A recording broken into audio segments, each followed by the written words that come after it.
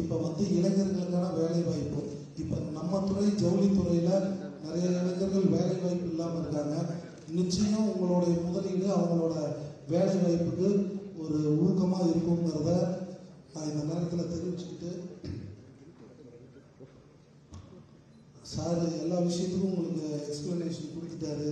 மெடிடெக்கு, mobile tech, sports tech, intech tech, pro tech, now one உள்ளிட்ட எல்லா விஷயத்துக்கும் உங்களுக்கு வந்து சார் எக்ஸ்பிளனேஷன் கொடுத்துட்டாரு.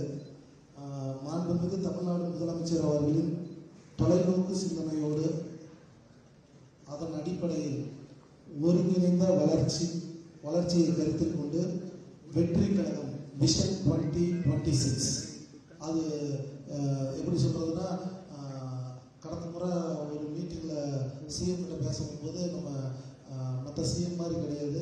நம்ம என்ன விஷயங்கள் அவர்கிட்ட பேசுகிறப்போ அந்த விஷயத்தை கூர்ந்து கவனிப்பார்.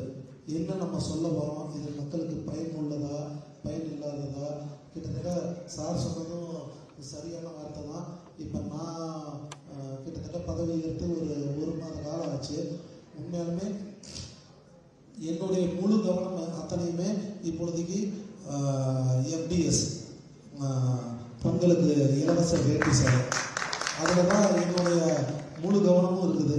நெசவாளர்களும் பாதிக்கப்படக்கூடாது, அதே மாதிரியே எங்களை நம்பி ஓட்டு போட்ட மக்களுக்கும் தரமான பொருட்களை கொடுக்கணும். இதுதான் இந்த அரசோட முழு கவனமும் இருக்குது. ஸோ அதில் கான்சென்ட்ரேட் பண்ணுறதுனால இப்போ மற்ற விஷயங்கள், ஏன்னா நிறைய விஷயங்கள் இருக்குது. எனக்கு எப்படி சொல்கிறது, என்னை நம்பி எங்கள் லீடர் எனக்கு கொடுத்துருக்குற இவ்வளோ பெரிய வாய்ப்பு, இதையும் நான் கரெக்டாக கொண்டு போகணும். என்னுடைய மாவட்டத்தில் இருக்கிற மக்களுடைய அடிப்படை பிரச்சனை, இப்போ என்னை பொறுப்பு அமைச்சராக போட்டு இருக்கக்கூடிய வேலூரோட மக்கள் பிரச்சனை எல்லாத்தையுமே நம்ம ஒரே நேரத்தில் ஹேண்டில் பண்ண வேண்டியதாக இருக்குது. நிச்சயமாக எனக்கு ரொம்ப சந்தோஷமாக இந்த துறையை லவ் பண்ணுறேன். எனக்கு வந்து உத்தேச பட்டியல் போடும்போது எனக்கு வந்து ஃபாரஸ்ட் டிபார்ட்மெண்ட் நிறைய பேர் எனக்கு கூப்பிட்டு ஃபாரஸ்ட் டிபார்ட்மெண்ட் தான் சொன்னாங்க. பட் ஆனால் என் மனசுக்குள்ளார நம்ம ஊர் நம்ம துறை ஒரு 20 வருடமாக இந்த துறை வந்து இந்த மாவட்டத்தை சார்ந்தவங்களுக்கு, இந்த கொங்கு மண்டலத்தை சார்ந்தவங்களுக்கு கிடைக்காம இருக்குது. இந்த துறையை பற்றி தெரியாதவங்களுக்கு வாய்ப்பு கிடைக்கும் போது இந்த துறை நாளுக்கு நாள் உங்களுக்கு தெரியும்.